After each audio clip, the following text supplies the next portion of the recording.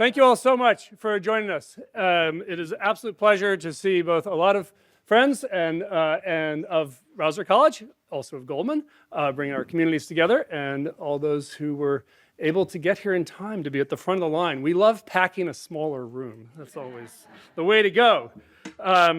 My name is David Ackerly. I'm the Dean of Rausser College of Natural Resources. I'm joined by my colleague David Wilson, Dean of the Goldman School of Public Policy, and it is our pleasure to welcome our esteemed guest, Tom Steyer, to UC Berkeley. Before we welcome, yes.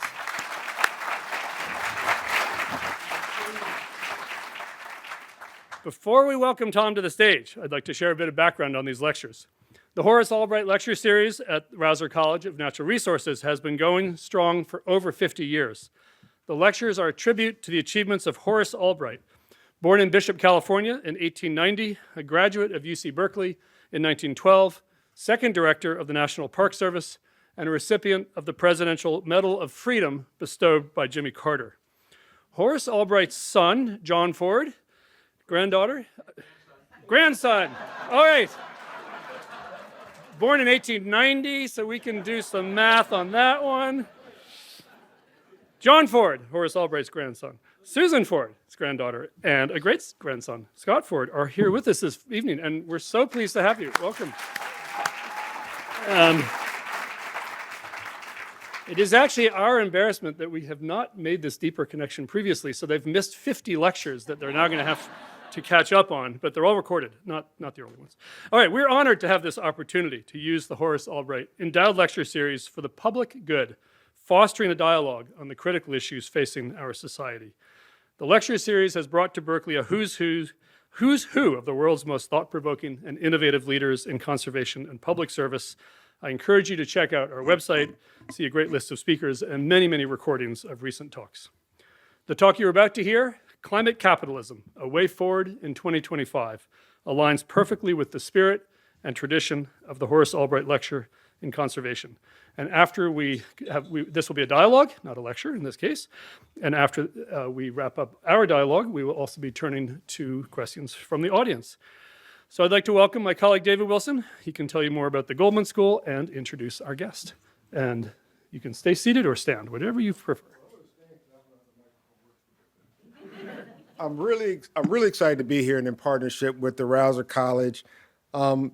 This is a real opportunity for us to show how the work that we do here at UC Berkeley is really a partnership in kind of continuous impact, both in what we know, how we share it, how we engage with the public, how we have conversations about the most intractable issues, and how we bring leaders to campus to inspire us to do more of that work. At the Goldman School, we are proud to be one of the first schools of public policy and a top-ranked school in policy analysis, social welfare policy, and public affairs. And through all of our efforts, including our relationship with the Rausser College, we're committed to doing the hard work of democracy, building a future that is sustainable, inclusive, and equitable. So I'm really honored to introduce our guest, who is a part of our partnership as well. Tom Steyer is founder and co-executive chair of the Galvanize Climate Solutions, a climate-focused global investment firm. Central to the firm's thesis is the belief that an absolute, unequivocal need to win in the marketplace with clean products and services that are cheaper, faster, and better is imperative. He's also a New York Times best-selling author, having released his first book, Cheaper, Faster, Better, How We Will Win the Climate War. It was released in May 2024. After earning his MBA from Stanford in 1986, he founded the Farallon, did I have that right? Mm-hmm. Farallon Capital Management, a San Francisco-based hedge fund that pioneered the strategy known as absolute return investing.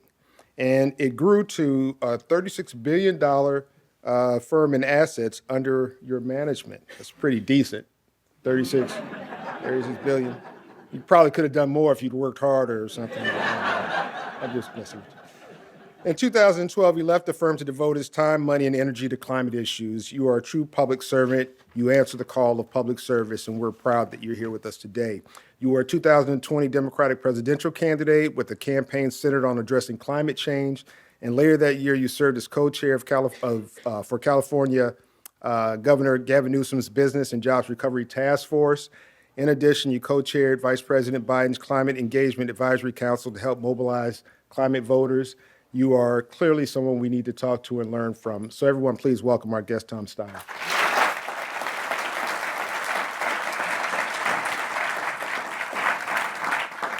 All right, set the stage. Yale, Stanford, investment banking, MBA, and we got you to Berkeley. What's the arc? What's the arc there that brought you to the present moment? So first of all, let me say thank you for having me. I know a bunch of people who are looking this way. Many of them know lots of things I don't know. And I do sincerely hope this is a conversation because I'm curious and I like to learn too. So I'll give you some opinions, but I'd very much like to hear what you guys think too. I know that there are an incredible number of smart people in this audience. About me, I'm a very traditional person up to a point, which is, if you wanted to design the background for a finance professional in the United States, you do me. It's kind of Yale, Morgan Stanley, Stanford Business School, Goldman Sachs, and right up to there, you're like, every single thing makes sense. I know exactly who you are, blah, blah, blah. Left, started my own business on the West Coast, started with $6 million. Everyone at Goldman Sachs told me, you'll never make as much money doing that as you would if you stayed here. You're crazy. And I was like, you're probably right, but I don't care. They had a completely different vision.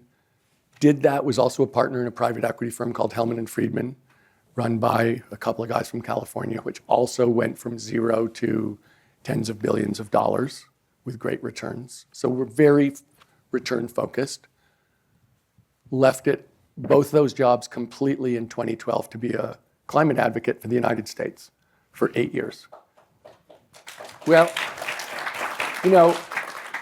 people tend to think, I said I have a completely conventional background. People tend to think that that means they know who I am.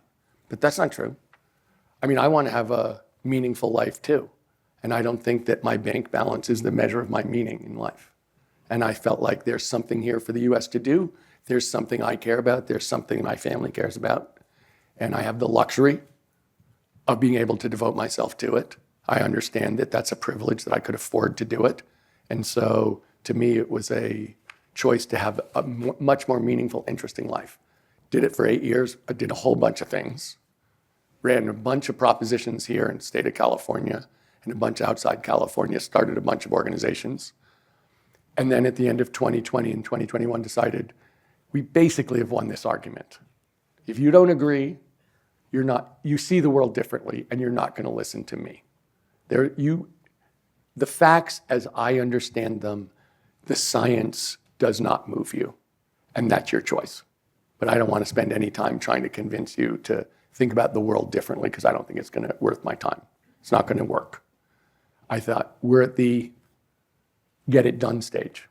So I'm a professional investor. I should be able to help get it done. I want to be part of the solution. So an old friend of mine, Katie Hall, who was my first partner, was a groomsman in my wedding. So an old close friend, old partner, very trusted person. We thought, let's put this business together and actually try and accelerate what's happening. And also by being in the marketplace and knowing what things cost and knowing what it takes to get things done, we can be much more credible when we say, this is what we should be doing instead of just from 30,000 feet saying, wouldn't it be great if we did it this way? That's not the way the world works. You've got to, I feel like the only thing I can say is I do know the costs. I'm a business person. Let me talk about oil for a second from a business standpoint. Let's not talk morality, let's talk business. That's what I think people can hear, and that's the other reason we started the business. No offense, but you sound like a presidential candidate. Well, let me say, David, that if I'm talking about the facts and know the facts and are talking from the facts, if that seems unusual, okay. Thank you for being here. I want to, as a dean of a school of public policy and always thinking about public service, and I really am impressed that you took time away from probably what was somewhat comfortable living to a place where you really put yourself and your family and your ideas out there for public consumption when you run for national office, it's a pretty big deal, and you've got to conform in a lot of ways that aren't always comfortable. And so I'd like, for those in the room who've never run for president, tell us something we don't know about that process. Because you came from industry, you came from business, you were trying to do something for the public good, and there was probably some misalignment, some new things you learned, some things that we may not have seen that were top line. Pull the veil back and tell us something we don't know about running for president that would help us understand things. So I'm sure that you guys have read stuff about running for president. And it's supposed to be this grueling, horribly difficult, stressful time. That's how it's always described. Not so. Incredibly fun. Oh my God. If you love Americans, then spending time with Americans is an unbelievable privilege. And that's how I saw it. It's like, oh my God, if you love America, then you have to love Americans. And it doesn't matter which party they're in. So if you want to know what it's like to be a nurse in Las Vegas, ask a nurse in Las Vegas. If you want to know, you learn so much. The people are so good, so decent, troubled, maybe angry, but such great people. So it's so much more fun. People act like it's hard. It's not hard. That part is just a pure joy and a privilege. And I don't think anybody deserves that. I know I don't deserve that, but it was an incredible life experience. I will say this too. The people in the United States are very, very angry at what they perceive to be self-interested and corrupt elites. And I'm an American too. And I got that very, very strongly. So all the pressure, all of the hard part of this was dealing with what I considered to be self-interested elites. Every time, Democrat, Republican, independent, race, gender, sexual orientation, part of the country, I don't give a hoot. Americans are great, seriously great. And we need to remember that in fact, the other people in this country also love this country and are fantastic. And that was my experience.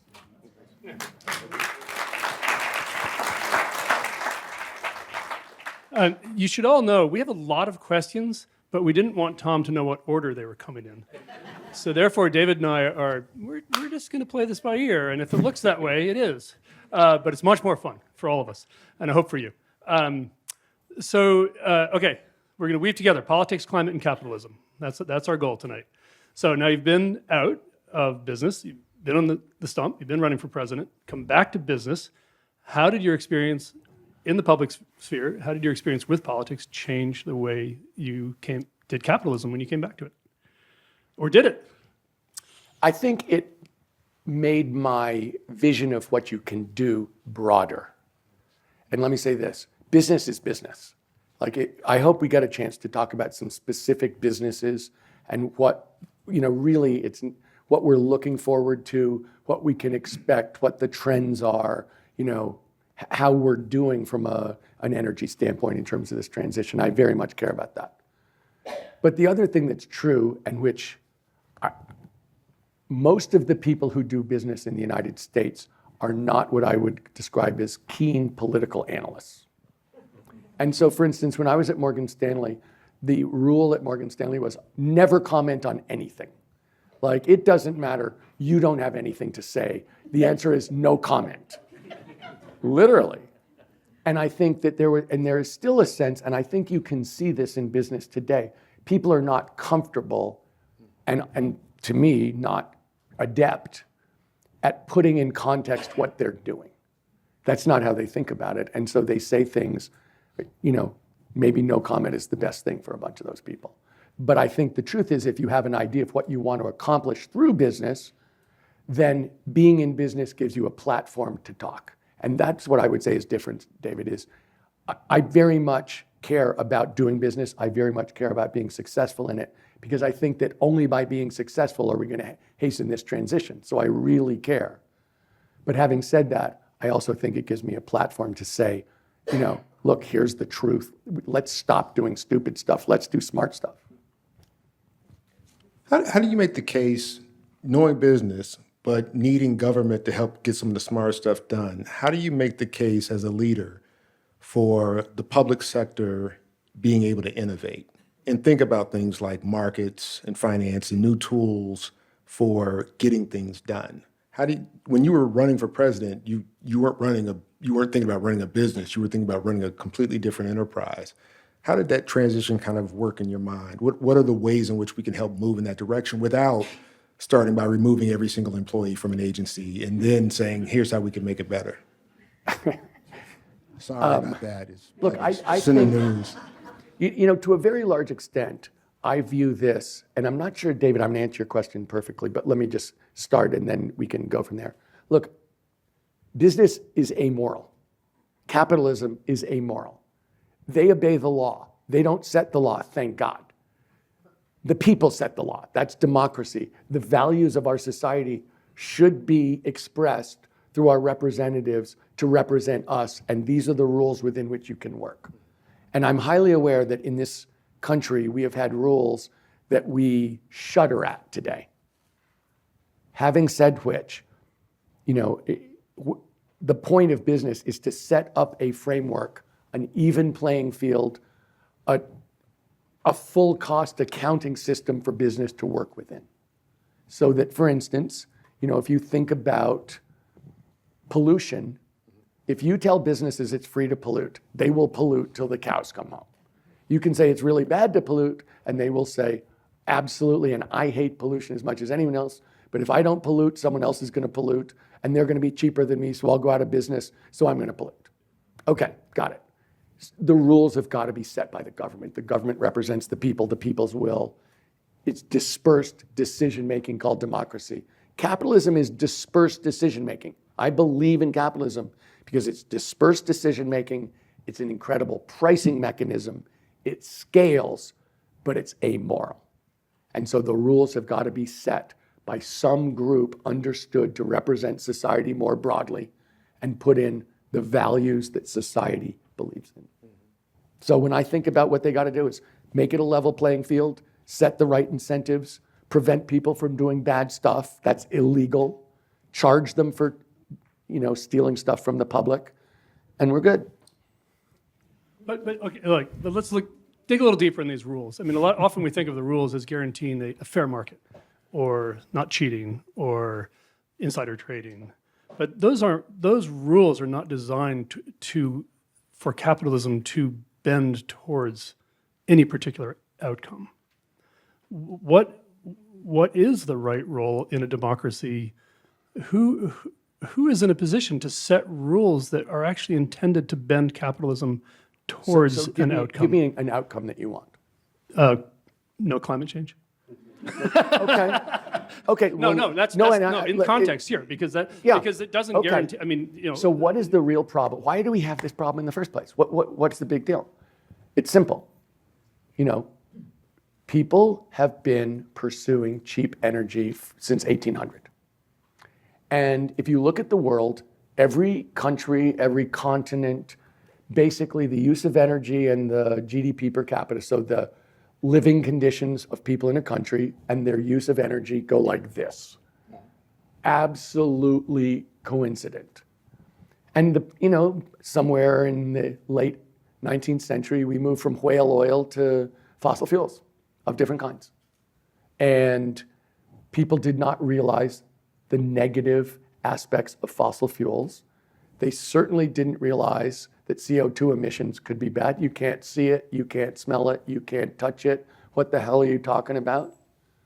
But it turns out that people were polluting for free. So you say, okay, how do we prevent that? Okay, what does it cost? How much does that pollution cost us? Pay me. So, I use an example, which is a real world example.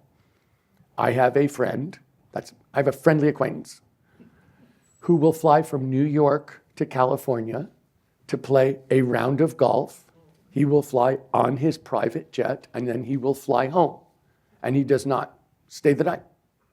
So obviously a very rich guy, right? Obviously a very rich guy. He is polluting at the expense of the poorest people in the world.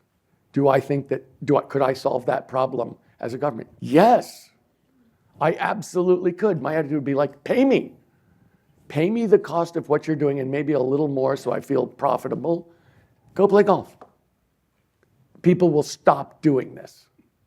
And so to me, yes, I could easily divide policies to set it up so that we made better choices so that this went away. And if there's a great game, not to be rude to UC Berkeley, but there's a great game at MIT, which some of you guys may have played, where you can change every policy and see what the impact is on the economy and on climate. So it's not, you may think stuff works, but they've spent about 10 years building a model so that you can play it out and see where it works. And that model is incredibly fun. And it's, as close to real world simulation as you can get. So in terms of coming up with the policies, they're the ones that sound good, and then they're the ones that appear to work.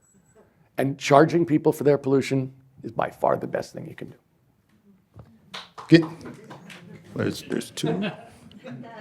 Can I ask you a question around civic engagement and thinking about this? Could you think of a business solution for the public to increase civic engagement, like a capitalist solution? Like of course, before, easy, because he's grading you. Before, he's a hard grader. Before, we talked about marketing capitalism, and we've always thought about democracy and civic engagement on all the issues, from climate to just caring about parks and the like, as moral ones. But now let's see if we can make it kind of a business transaction. Like, what would your approach be? Okay, so I'll tell you guys a story. All right. So one of my friend's kids went to, I think they call it UC Berkeley.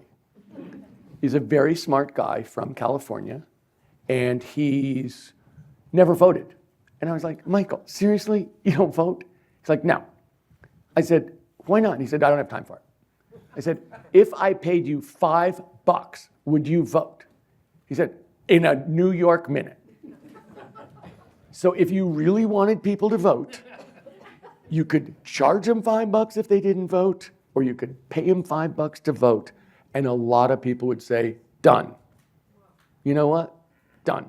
I want as much turnout as possible. I want the most representative votes. I actually started an organization to try and encourage people under the age of 30 to turn out and vote because they were disproportionately not voting, and I feel like their voice needs to be heard proportionally for us to have a proportionate democracy. So I'm a huge, look, I've spent a lot of time and effort and money to try and get more perfect voting, but you're asking me a simple solution, $5. $5. You know what? I know David well. That's his skeptical face. That's okay.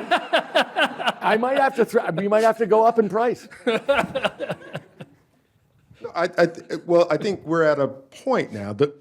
I think you pick a very good point around, we've always thought about democracy in one way, and we've hoped it worked out. And yet, it's almost like the economy. We all have different versions of how the economy works in democracy as well. But when we're trying to get things done, and we really need everyone to engage, working on moral investment is hard. If you've got to work, if you've got kids, if you've got to get information, the local level is harder than the federal level. All the money goes federal, locals where it really matters, but nobody know the people. The books is thick. It's California, et cetera. So I think this has a lot of legs. I'm not skeptical. I actually think there may be some space there. It may not work for everyone, but it's a way of thinking about things. Well, the other thing I'd say is this. I know everyone says this now, but I've said this for a long time. The perfect is the enemy of the good. Like, we can't make it perfect. And every time we try and make it perfect and we get nothing done, we don't do the good. So we're at this stage in climate, in democracy. I mean, let's face it, it ain't going to be perfect. We've moved past perfect. So how about if we make it good? And that's honestly, David, where I am, is like, I understand their issues with what I said. I know that there's complications, but the truth is we need more turnout. Yeah. To have a better democracy. And the people who are not voting, $5 is worth more to them than the people are voting, by and large. So from my standpoint, it's like, can we make a better democracy on the way to an even better democracy? That's where I am, and that's where I am on climate. We pay for jury duty, so I mean, it's not impossible. But yes. I noticed we're doing democracy, we're doing climate, we're doing business, we're doing the weave. Is that what they called it? That's what the Warriors call it. That's what the Warriors call it. That's right. That was a Warriors reference. Okay, we just talked about a tough sector, civic engagement. So let's go to the climate sectors. Buildings, electricity production, manufacturing, transportation, agriculture, and different versions. Sequestration. That's your plus one. Which one will capitalism struggle the most? Agriculture. Say more. There's a lot going on in electricity, and I know that everybody thinks that we have a fossil fuel future, which I think is absolutely not true. And I think we're going to have, partially because of the scientists at this school, partially because of the scientists around this country, because people are working their ass off, I believe we're going to end up with abundant, cheap, 24/7, 365 energy in this country and around the world. It's going to be great. I really believe that. So we're going to, transportation. Okay, I know there are issues. I know the United States is not growing our EV and plug-in hybrid fleet as fast as we would like, and people, I'm sick of reading, EVs have stalled. EVs may have stalled in the United States. They grew 9% last year, 25% in Europe, 40% in China. China is the biggest car market in the world, $12,000 plug-in hybrid, prices going down 1% a month. Really, EVs have stalled? I don't think so. They're building plants all over the world. I don't think EVs have stalled. I think manufacturing, I understand there's these so-called hard to abate sectors. I believe there's a lot of work going on, and I think electricity is going to solve a lot of it. But the tough one is ag, because you need customers to get it done. If you're in a business, if you have a solution, if no one buys it, it's not a business. And adoption in agriculture is really slow. It's about, you can do the different estimates, but somewhere 22 to 24% of emissions are from ag. It is a very slow to adopt sector. We spend a lot of time on it. I'm very hopeful about it, but it's the tough one. And from my standpoint, it's also a huge opportunity in my mind for sequestration at the gigaton level, and I think that it has so many positive, not to be a econ poli-sci major, externalities, second order effects are positive, so it's something I see as a huge opportunity, and it will be the hardest to get done. I'm pretty confident in that because it has the least amenable consumers to get it done. That's the issue. Let me follow up then by let's frame the sectors a different way. So those 5 sectors plus sequestration are really the mitigation, emissions reduction. And I know that is the only solution in a fundamental sense. It won't be enough. So we have resilience and adaptation. And then, of course, mitigation and resilience adaptation are both intersected with all of the environmental justice issues and the impacts on underrepresented and the most marginalized groups. Where does how does capitalism get turned to both of those problems? And I think the environmental justice is the harder one. Let's talk about environmental justice for a second.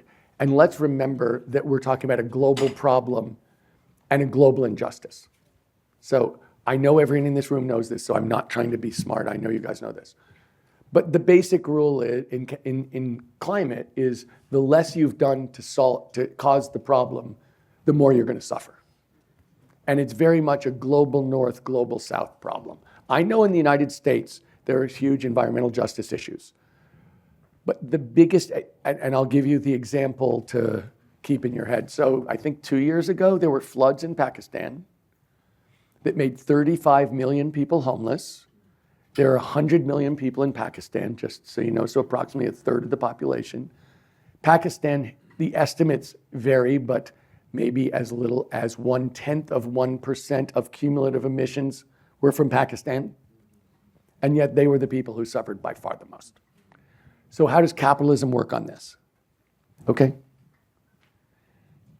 If you believe, which I believe, that there's gigaton level per year, more than that, if we really changed the way we did agriculture in the world, the sequestration ceiling is 9 gigatons a year, just so you know.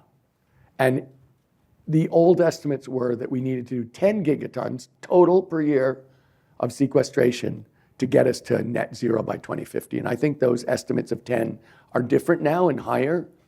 But all I'm saying is, if we did that, we would be sending money. We would have a market for sequestration. So we would charge for pollution and pay for sequestration at tons a ton.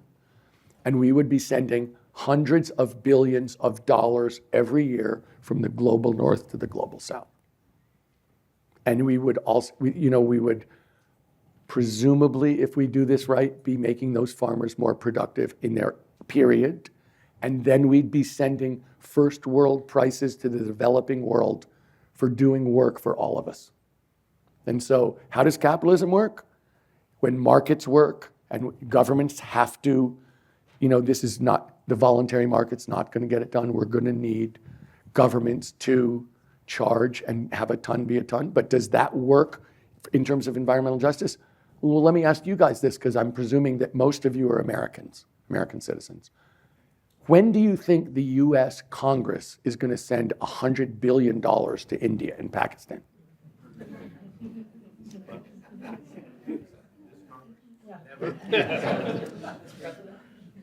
So I just told you a way we can do that every year. So when we think about how markets can work, it's by paying people for things that they do that are good for us. But government, that implies cooperation, foresight, and a level playing field across the world. And that's what I believe in. These are really fascinating ideas and provocative. And there are two things I'm curious about, but I'll start with the one thing around Next Gen America. And I'm curious, one, about how you use that as a vehicle for advancing some of these ideas, one. And two, what do you know about UC Berkeley? Okay, I'll tell you UC Berkeley story. Well, we want to hear that first, actually. Go ahead. Okay, so I went to Stanford Business School, but I live in the Bay Area.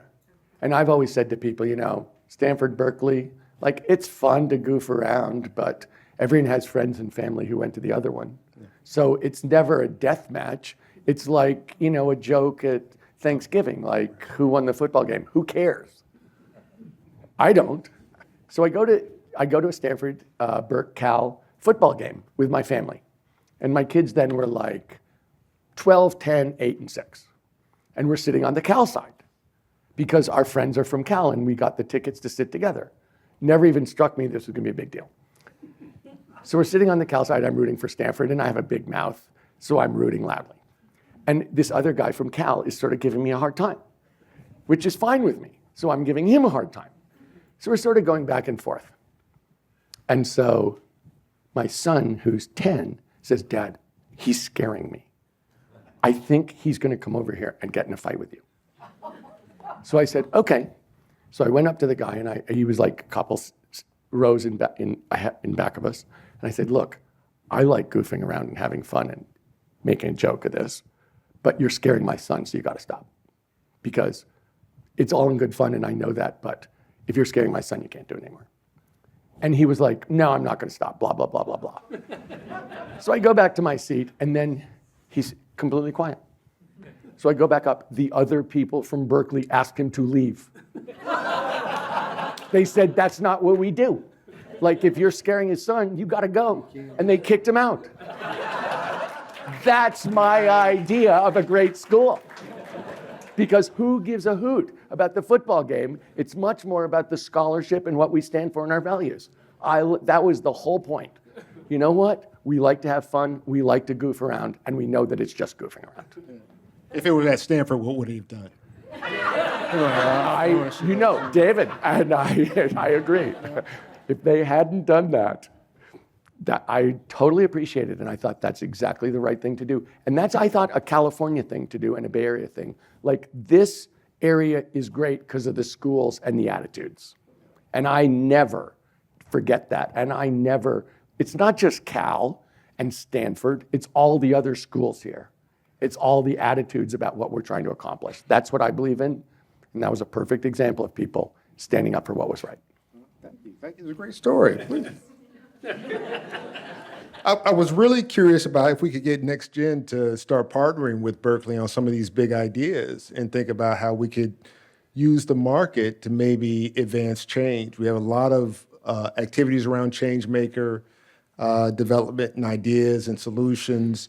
And I think there's a lot of capacity among our students, faculty, research staff, and centers to think about how to be better partners in some of this work. And I just want to know if you knew what we kind of do and where you could see possibilities for us to do more. So let me say, I don't know nearly enough, but the reason I'm here is that Dave and I ran into each other at a conference and he was telling me, yeah, what they do. And I was like, I'm so into that. I definitely want to do that. Good job, Dave. Because, look, I wasn't just being nice about Cal. This is an incredible school that stands for a public purpose that I completely respect. And that's what I hope to do. I mean, you asked me, why did I stop being a professional investor? It's because, you know, there's a public purpose to being an American. If you get the chance to do it, I feel like we all owe it to ourselves to do it. And people have done that in this country for hundreds of years. And people have done this in this tradition for a lot longer than a few hundred years. And I think, you know, this society doesn't work unless people do that. And so I want to do my part too. And I hope everybody here feels the same way because that's the only way that our society really works. All right, let's lean in on this. One of the chapters in your book is titled Kindness Doesn't Scale. There's a lot of kind people here, so that's a rough one. That's a tough sell. Okay. But I have a more, but there's, I want to of answer course there's a question behind that. I do know what you mean, and you can expand on it. But there's something, you can talk about the kindness, but there's also the activism, which is different. Totally. There's individual climate individual climate action is closer to your kindness, your meaning of kindness. But there's two things about activism. One is you're here in Berkeley, and we have a great tradition. It's what we teach our students, and we complain when they protest against us, but we did teach them, of course, how to do it, yeah. But more importantly, very few people are in your position where they feel like they have access to capital, to political power, to levers, to the halls of power, to influence people, or to mobilize the kinds of solutions you're talking about at scale. So one challenge I see of that capitalism argument is like we could all say, oh, good, it's going to be taken care of, and all I have to do is be a good consumer and buy electricity because it's cheap. But that doesn't leave me with a role to play. So what is the role? What is the role for youth? What's the role for activism? It may or may not be kindness, but Yeah. but there's not that many people guiding the capitalism at the level of setting the rules of the game. But there's a lot of people participating. But we're not just consumers. We're more than that, right? And let me say, what I said was, I don't want capitalism setting the rules. The people who are running those businesses are about the profits of those businesses and making money for their shareholders. And that is what they do. That's what we've seen in the last 3 months, is people jumping that way. So I said kindness didn't scale a hell of a lot before 2025. And I can tell you, when you go around this world, there are a lot of people who do care about what's good, do want to be good people, and when it comes to money, they absolutely want that to happen if they get their return. So I know, and I have plenty of experience in knowing that people have responsibilities for returns, and they do not compromise on that. And so you might hope they would, you might think they would, but I'm here to tell you, no. People with capital want returns on their capital. And I've traveled around the world and, you know, pretty darn confident that fact. So let's talk about what activism looked like. I mean, what I said was, democracy is how I want to set the rules. Dispersed decision-making by 330 million Americans is how I want to set the rules, not by a bunch of people in the Fortune 50, for sure. But let's also talk about kindness and activism. So let's talk about, you know, for some of the people here, activism is the thing that they experienced was the civil rights movement and the anti-war movement. Anti-war movement. Was that about kindness? I don't think so. I think the anti-war movement was about, I don't want to go get killed for some reason I don't understand. And people were really serious about it. And it was very personal. And it was very intense for that reason. Civil rights movement. Was that about kindness, or is that about, I don't want people to mistreat me and my family? That this is, and I will give you the example, which I hope most of you have read, which is the letter from Birmingham jail, which is, enough of this. You are telling me I'm going too fast. We have waited 350 years. Maybe we should stop asking. Maybe we should stop waiting.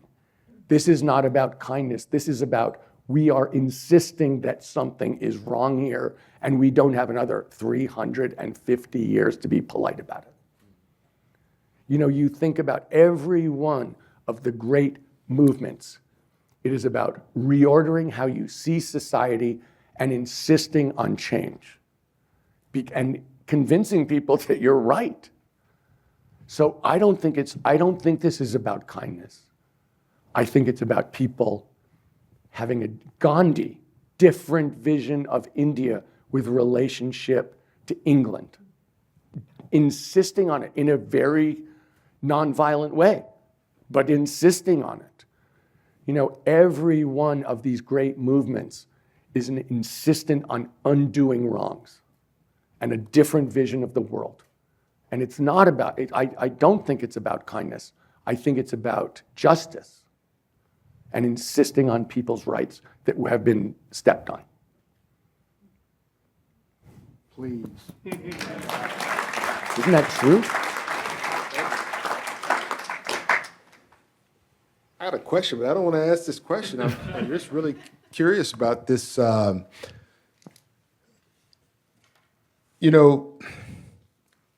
Money can get in the way of good citizenship.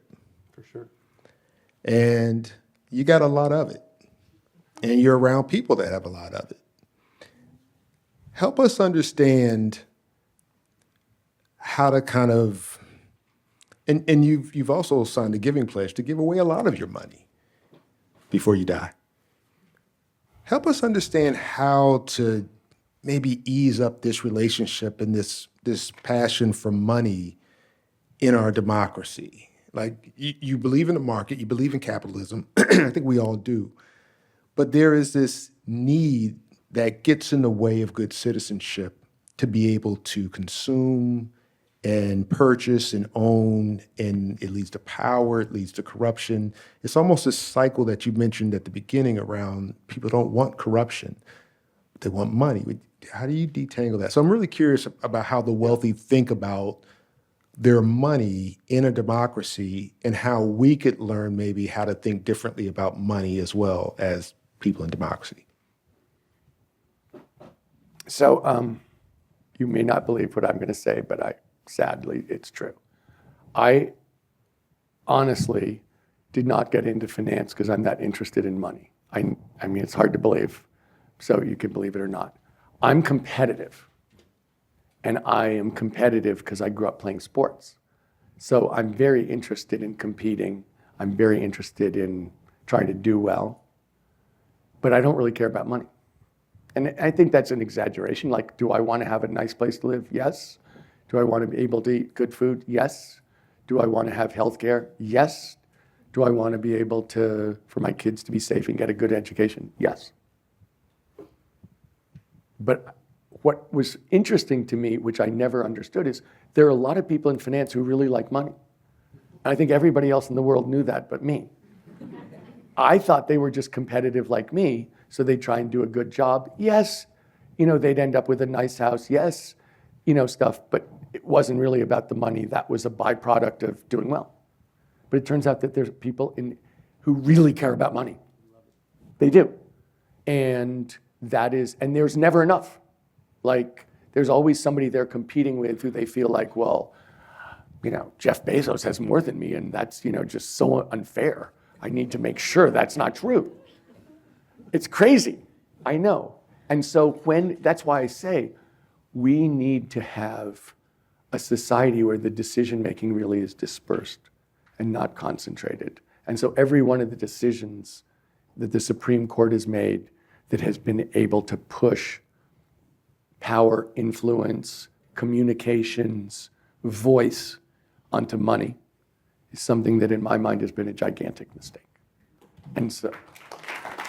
And look, David, your original question was, you have a lot of money and you're around people who have a lot of money. That's actually not true. I am interested in people who are interesting. And I always say my grandfather was a research scientist. He thought he was unbelievably smart. He never made more than $2,800 in a year. He worked on the first EKG. If you'd said to my grandfather, what did you make from the EKG? He would have said, what do you mean? We created the EKG. I said, yeah, but the money part. Grandfather, what did you make? He'd be like, never crossed my mind. Never crossed his mind. He was competitive. He sure as hell wanted to be an incredible scientist. He wanted to come up with incredible stuff. He worked his ass off, but he didn't care one lick about money. And so when I look at society, I don't think, oh, the people with money are really smart. Those are the smart people. I think, no, we need to hear from everybody. So I want to slight pivot, but on theme here, to a key resource in this whole conversation, but it's one that we can share freely, which is information. Information technology, of course, the emergence of artificial intelligence. It is obviously still possible to amass enormous amounts of money by trafficking in information. We see that every day. Certainly at Berkeley, and I mean, this is part of the culture of the business of information technology, is on the academic side, is a deep, deep commitment to seeking open source, open sharing, that this information should be transparent and available to all to be used for the public good, or I suppose it can then be used by anyone for any purpose. The question is, what's the role, where is the information economy in this landscape of tackling the climate challenge? And will the value of AI be greater than its energy consumption? It really will. Yeah. You guys, when we think that the way that we're going to create more energy, that we're going to be able to produce and use more energy, is going to be because we rebuild the 20th century. So if we have a grid and it's at capacity, we need to build another grid, guys. It's like, really? Because, by the way, the grid is 31.8% efficient. So do I think we can build a new grid before we take 31.8 to something much higher using information technology? I'm going to bet on information technology. And there's so many, and just to give you guys an example, in the Midwest, big utility wanted to upgrade the grid by 50%. They use sensors and software. It cost $48,000 a mile, never had to shut anything down. Had they rebuilt the grid, it would have cost $600,000 per mile, 12x, and they would have had to shut down the grid in rolling times while they built it physically. So do I think that IT is going to be an absolutely critical factor in us getting cheap, abundant, clean, baseline energy? You bet I do. And I'll give you another example. No one knows exactly how fusion is going to turn out, to be fair. And fusion is 100 million degrees. It's the sun on Earth. It's hard to do. It's a big engineering thing, and people have been talking about it for a long time. The old joke about fusion, not very funny, is it's 20 years away and it always will be. Okay, so it's a huge engineering problem. So we need a lot of brilliant engineering talent. How about AI? How about 1,000 PhDs working on that 24/7, 365? Do I think that's going to speed up how fast we get fusion? I do. Do I think that we're going to make the grid much more efficient than 31.8%? I do. I think do I think that so many of the solutions to our problems are going to be by using information real time to make better decisions? I do. Do I think that we're going to have the ability to measure CO2 under the ground using AI with satellite data put together with ground data? I do.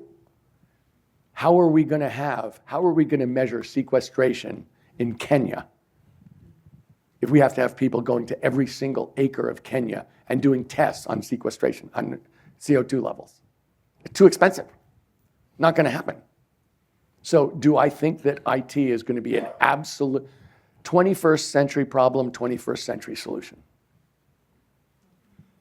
All right, we're getting near the end of our Q&A. I turn to the audience, but here, I've seen some of David's questions. So here's what we're going to do. I'm getting nervous. Speed round. Speed round. I'm very nervous now. Elite, 2 questions each, maybe? You go. Okay. I'm curious. You can defer. Who's your best friend and why? So first of all, if I don't pick someone from my family, someone in my family will watch this video and kill me. So I would say, look, the people in my family are my best friends. When I look at who I call, it's like boom, boom, boom, boom, boom, boom, boom, boom, boom, boom. We don't all have the same last name, but we're very close. And, you know, at some level, that's my crew. You know, I care about them, they care about me, and, you know, we try and do stuff as much as we can together. But I will say, who's my best friend outside that? I mean, my partner, Katie Hall, is an awfully close friend of mine. And we've been doing that together for an awfully long time. We're cross-godparents. She was in my wedding. I saw her this morning. We've been pushing on stuff together for a very long time. I'm fortunate enough to have a bunch of people who have been in my life since I was 2. I will say this, just as an example. I don't know if you guys read the New York Times, but there's a firm who stood up for the right of lawyers not to give in to the president. And the firm is a Bay Area firm. Kecker, Van Nest, and Peters. Elliot Peters has been my friend since I was 2. Just saying. 2 competitive guys. If you know Elliot, he once hit me in the face with a basketball. Yes, he is. All right, we read about climate headlines. We have all the information we need, but for probably every person in this room can probably think of the personal experience. They saw it in front of them. They saw it happening. What's the most impactful personal experience you've had that made you come face to face with seeing climate change on So the planet? I love the outdoors. My family's always tried to go to the most remote parts of North America. I went to Alaska when I was 24 to do a job. I took my family there in 2006. It was melting. It was obvious. It was like, you've read about this, but oh my God. And so that was no question. We all knew it. Like, this is a huge monumental issue. And to be fair, in our opinion, still my opinion, a huge monumental opportunity for the United States to succeed, to do the right thing, and to reinvent ourselves around what we stand for in the most, central ways. Now, you got another one? Last one for me. All right, you used to play soccer, and apparently pretty good. You were team captain. If we had a pitch outside right now, how much time of burn you got in you? 0. You guys, soccer and basketball. So I played soccer, basketball, and tennis. Soccer and basketball. Speed, fast feet, strength. No. Nothing. I have 2 fake knees, 11 knee operations. Love the beautiful game. But oh my God, my feet don't move fast enough. It's true. All right, final business question. You with Galvanize, you're there, ready to invest. You're looking for opportunity. What's the company you're waiting for? What's the breakthrough, the discovery, the problem where you haven't yet? You're just like, you'll know it when you see it. So first of all, this is not going to be this is a cliche that I'm not trying to say this is smart. This is not the silver bullet we're waiting for. It's the silver buckshot. Everybody knows it's going to be 1,000 companies for 1,000 problems. I will say, for me, the 2-1, I really, really want to be right about that sequestration point, just so you guys know. I really want to be right, and that's a company's going to have to do that, and I do have one that I think is going to do it. And the second thing is, we are doing manufacturing in a 20th century way, and we're trying to improve it marginally, and that is not going to win. Just so you guys know, it is not going to win. Do I think that there is a 21st century answer to the way we do manufacturing that is going to be much better and include recyclable everything? Yes. And do I think it's going to be cheaper? Yes. And do I think it's going to produce products that are better? Yes. And do I think that that's happening now? I do. So when I look at, I want disruptive change. I don't want to do a better job on Henry Ford's, line.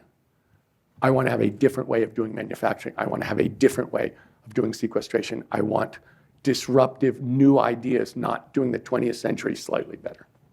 All right, look, first round of applause. You can get a drink of water.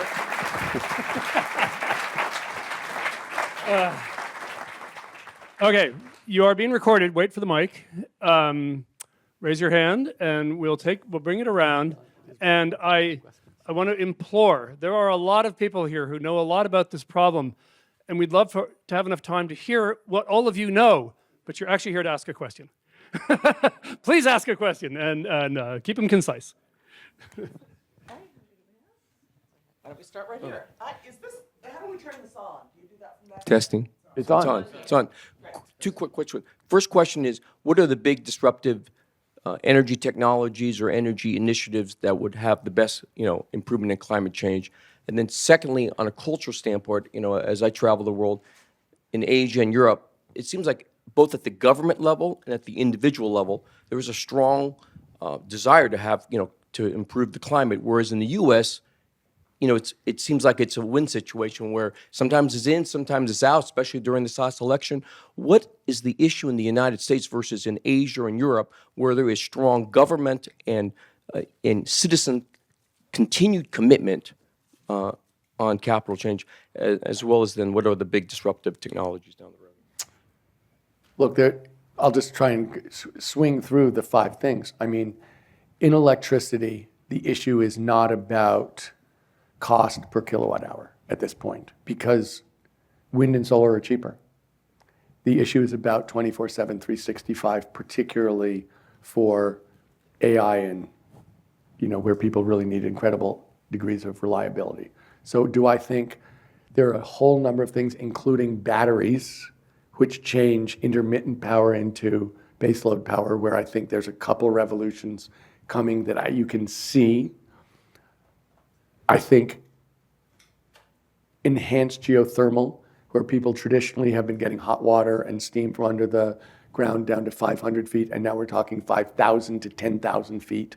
So much bigger, something that does create clean energy, base load, but people think it could be as much as 15% of electricity globally by 2050. This could be a huge new technology. And then fusion, nuclear fusion is something which, if in fact that happens, we could be talking about, a disruptive, amazing technology. People are all those things are going to happen. When exactly how they work from a cost standpoint, how big they can scale, yeah, that's an issue, but are all those things going to happen? Yes. In terms of manufacturing, I really do think that we're going to move to digital manufacturing from analog. I think that's going to happen. I think it's going to change a lot of things. It's also going to drive down costs. It's also going to make things a lot faster. It's going to make the setup costs much lower. I think it's going to happen. I think we're going to see stuff in cement for sure. We're going to see stuff in steel making for sure. In terms of transportation, look, a lot of this comes down to electrification. And really, whether people are doing plug-in hybrids or pure EVs, going to happen. It's happening. I think if you could buy a $12,000 plug-in hybrid that goes 2,000 miles, how many people in the United States would buy it? A lot. That's a disruptive technology. In ag, I think we're going to change the way we do fertilizer. I think there's a number of things about agriculture where we have not done the basic new technologies that we're going to do. So what am I missing? The built environment. The built environment. We actually buy buildings and get them to net zero. I think over time, 80% of the buildings that exist now will be in use in 2050. So the idea that we're going to build everything new and it's going to be clean, no, that's not true. We're going to have to get the existing buildings to net zero, and there's a lot of things about how we use energy. There's a lot, but we're going to reskin buildings completely differently with different glass. We're going to put solar on the roof. There's a number of things we're going to do, and I think that that's going to be slower than we'd like, but it's going to happen. In terms of attitudes, look, the attitude part in the United States, we're the only country still debating this. And we aren't really debating it. If you ask Republicans, do they think the climate is changing? Yes. Are we doing it? Yes. Would they like to have more solar? Would they like to have a better, response to climate? Yes. They're not dumb. The issue is they don't prioritize it. Out of 20 issues, it's below 15. So if you're there is a theory in the United States that politicians do what the majority of people in their district want. That is a fallacy. It is. Politicians do not care about your opinion. They care about your vote. So if you're not going to change your vote on an issue, that issue is theirs to do whatever they want with. Okay, there's a big, very rich, politically connected part of this economy that wants to remain, to have us go for fossil fuels. So if no voters care about it, and there is an industry that absolutely cares about it, is active on it, pushes on it, then politicians are going to respond to that because money is the equivalent of votes, and what they care about is votes, not attitudes. Having said which, if you were going to choose a state in the United States where politicians talk about fossil fuels, we love fossil fuels, we hate renewables. Renewables are terrible. They kill whales. It would be Texas. And Texas has tripled its solar in the last 3 or 4 years, up 35% last year, more wind by far than any other state, many more renewables than the golden state of California. And why are they doing that? Because it's cheaper, because it's a good deal. So, do I think political rhetoric matters? Not that much. It turns out the laws of economics matter. And so that's why I said cheaper, faster, better. We're winning in Texas. People who say they can't stand us, we're winning in Texas. Over 90% of new electricity generation globally last year was renewable. Not because people are nice. I was saying it's not about kindness. It's about cost. It's cheaper. People are buying it because it's a good deal. And you want to know something? It's going to get a lot cheaper from here and a lot better. And it's not going to get better? Fossil fuels. Dead dinosaurs don't do productivity.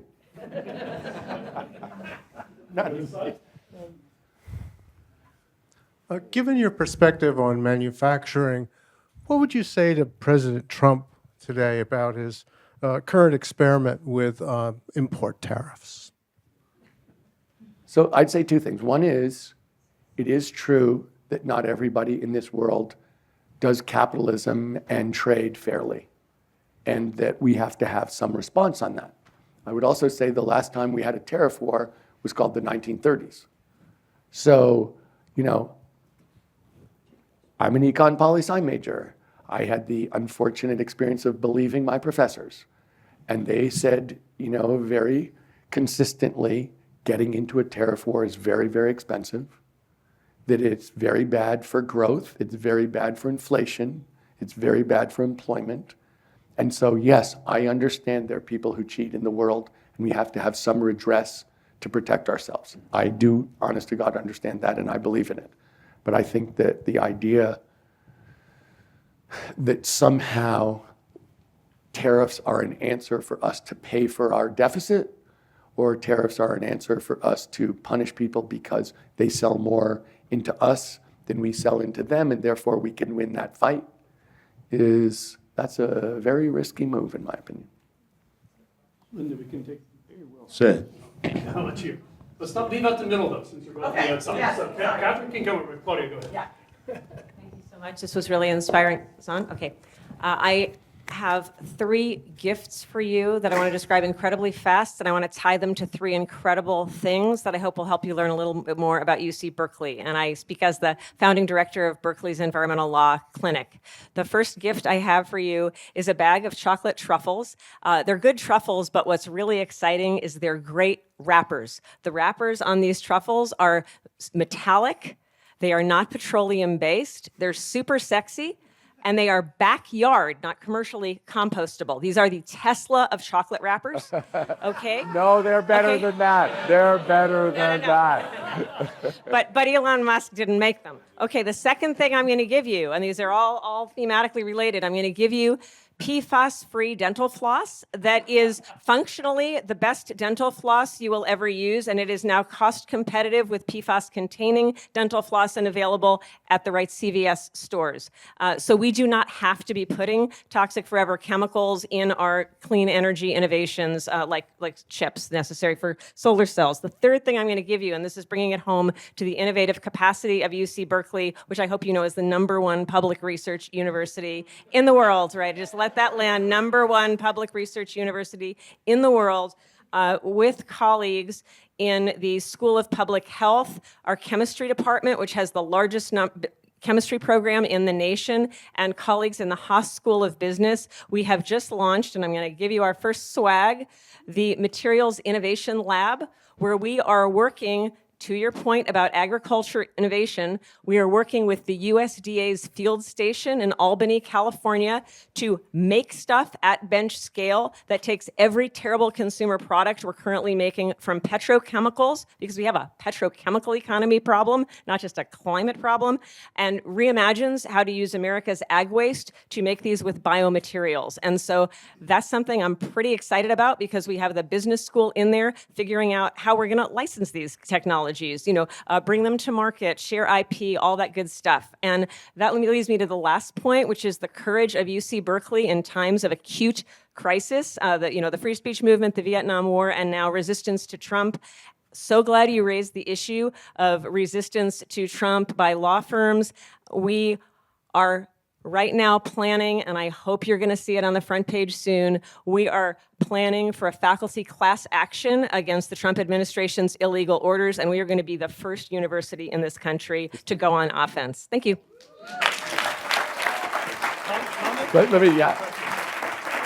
So let me say that at Galvanize, we have a group that looks just at seed and pre-seed ag. So to the extent you're trying to commercialize research around agricultural materials, I think you'll find us to be a great partner. And we're very fast, and we have a simple way of thinking about it that I think is, I'm a huge believer in. So to the extent you want someone to come in and look at that, we do that, and we've looked at thousands of companies, and we're very fast in response. What an elevator. Tom Steyer, thank you so much for being here, making yourself available to the public conversation here. I really appreciate it. I want to get back to capitalism in terms of return, which it's, as you mentioned, that's your opinion, that's what really motivates a lot of businesses. Now, where do you see the role for capitalism as a business model or as a structure to help us reduce, especially the amount of inefficiency that we see in our society, all the way from the waste it creates, the consumption, that excess consumption it creates, and kind of perpetuates the climate change issue. I really feel like that's a missed opportunity not to talk about it. Where is an opportunity in this where we can take the concept of return to reduce? Thanks. So that's really what my book was about, was to say, no, that's okay. But I'm just saying that the way that we're going to get, the reason solar and wind are over 90% of new electricity generation is because they're cheap. And that's capitalism working. It's people saying, you want to buy electrons, I'm going to produce the cheapest, it's a commodity. I'm going to produce the cheapest electrons there are, and I'm going to sell them at scale, and I'm going to make money doing it. And so let me get, I've been involved with a professor at Stanford who I think is a really brilliant guy. And he's got a big lab, and I think they get like $2 to $3 million a year, a big lab. He invented a battery. And so he raised $400 million to build out his battery plant. So the thing about capitalism is it really scales. People will put an enormous amount of money behind an idea if they think it's going to be profitable. And it's just the amount. I use that as the example for my friend who's a professor, and those are actual numbers. But I'll give you another example, and that's this. There has been a lot of talk about blended capitalism, which is basically you get people to do less than market returns. And so, you raise money and people say, I really care that we put electricity in the Democratic Republic of Congo, and since it doesn't get a good enough return, I'll put in money at a non-market return. And so that will bring down the overall cost of the project and maybe make the project possible because the other people will insist on market returns, but overall it'll be an under market return.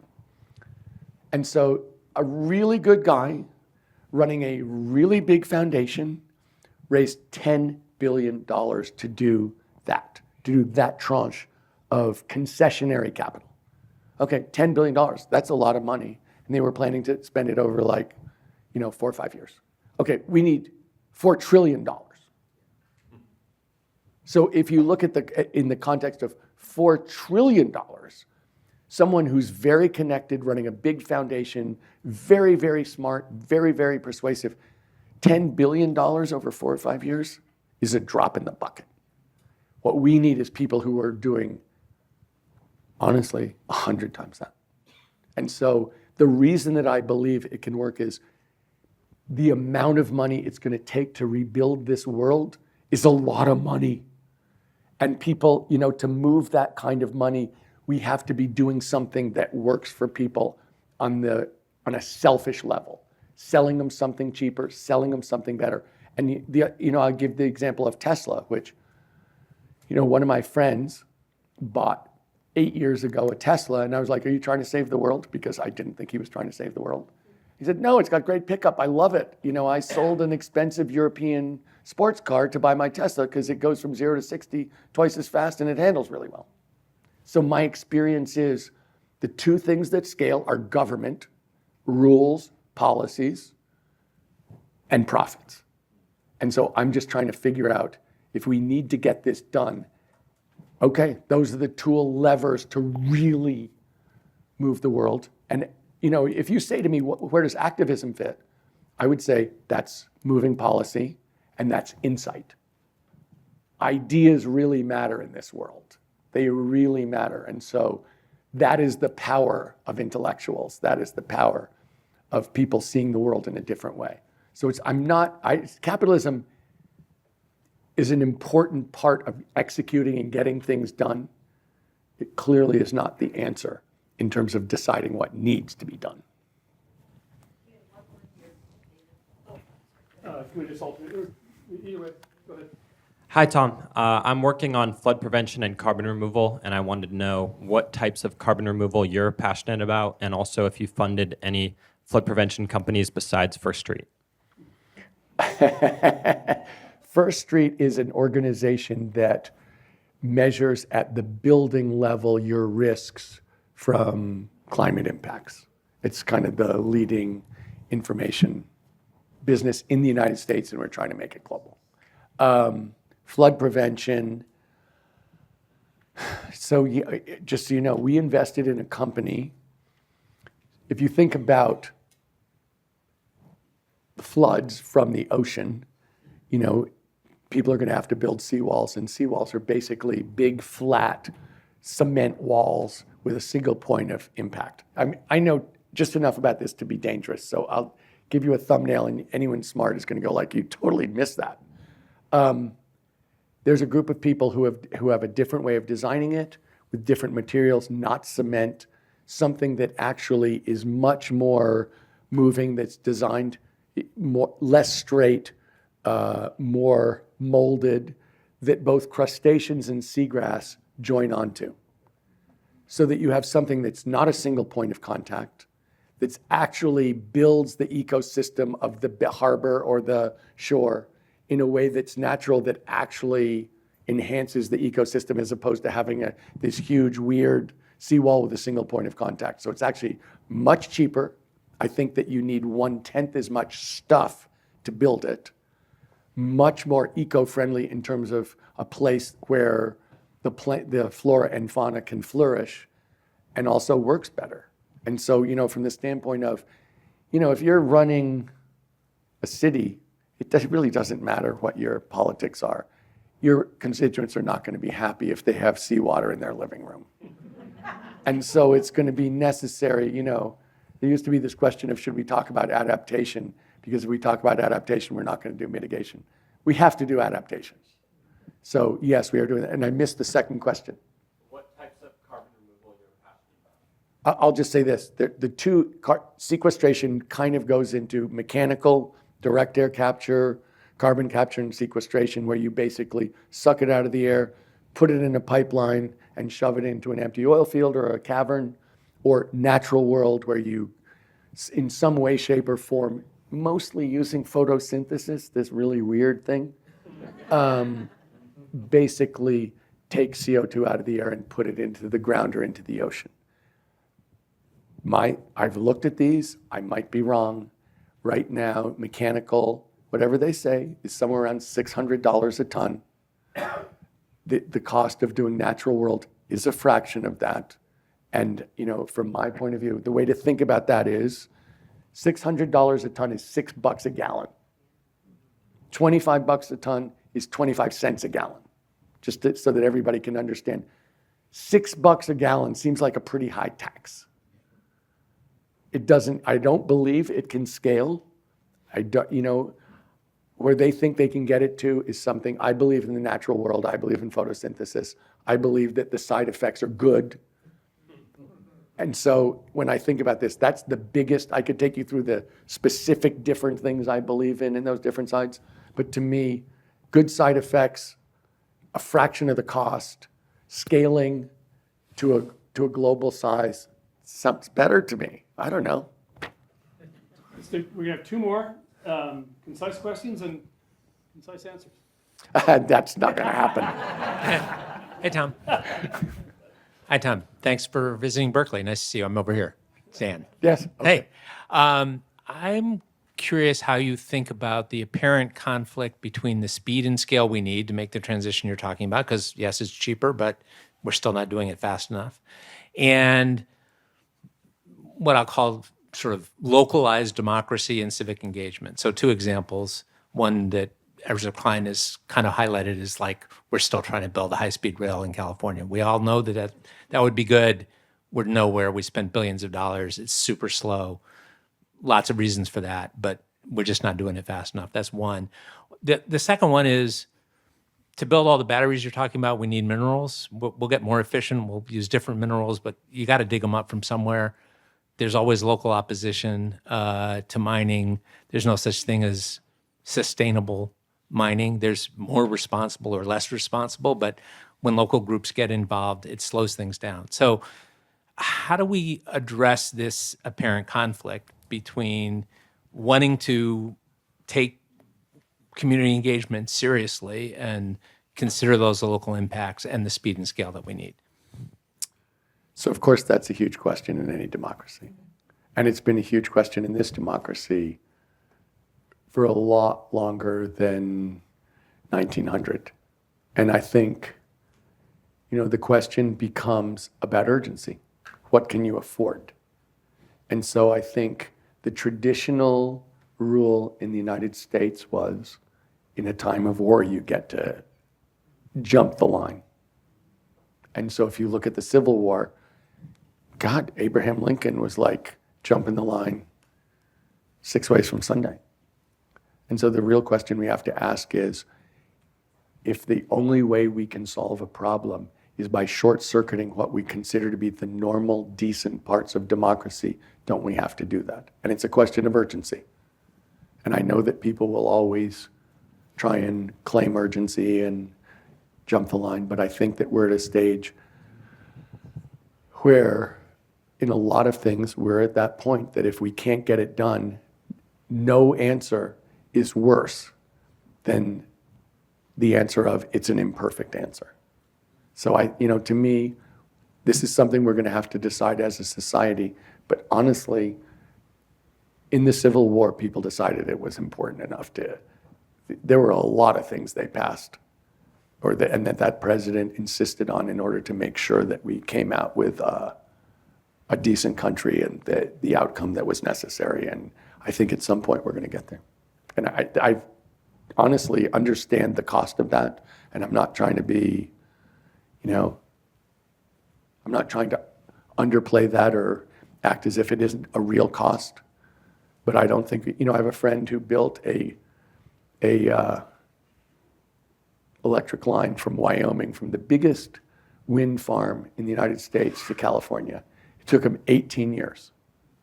And I was like, he ended up selling it at a good price to, because of AI, because people were desperate for the power. And I said, would you do that again? And he said, I'd rather put my eyes out. That we're not going to win. I understand the point. I do. I really believe in democracy and dispersed decision-making. But at some point, it's a luxury we can't have. Final question. Well, I'll thank you for being here and for your insights. And this is about politics in America, which you had experience with. And when you met people around the country you have such admiration for, and they have incredible anger for self-serving elites, how do you explain them voting for the epitome of a self-serving elite to be president of the United States? How do you explain? Why do people do that? How can I understand it, and those of us who don't understand that? Okay, so I will tell you a story which I think is an exaggeration, but I'm going to give you exactly how it was told me. And I think it's directionally relevant to that question. So one of the people who worked for me from 2018 to 2020 is a woman who was probably 28 years old from a failed mill town in Pennsylvania. And she went back while she was working for me to her 10th reunion. And her high school had like 300 kids per class. And most of them still lived in the town. So she went back to her reunion. And then she came back to San Francisco, California. And she told me, and I say, I think this is directionally true, but it can't be true. I just hope it's not true. She said of the 300 kids, 4 were not involved with opioids. And of the women who were involved with opioids, 100% of them were involved with prostitution. So you ask me, how could someone vote for just a change candidate, like I promise you I'm going to shake this up? Look, we don't see how much people are scared and worried and feel left behind at UC Berkeley. Because by definition, if you're at UC Berkeley, you're well educated. And you got in here, and it's hard to get in here. And if you're a prof here, then you're very, very skilled at maneuvering this society. And I think for people who feel like, and unless, they feel like, look, and I agree with this society was built by poor, uneducated people who sacrificed for it. And they feel like, how can this be that we're totally abandoned? So there's look, if I'm angry at elites, Jesus, that's ridiculous. And I am. So in answer to your question, I don't think we understand enough how desperate people are and how scared they are and how angry they are at feeling as if they've been discarded. And honestly, it's not right. I'm a big believer in the sacrifice of the poorest, most ignorant people in our society and what they've done for us all.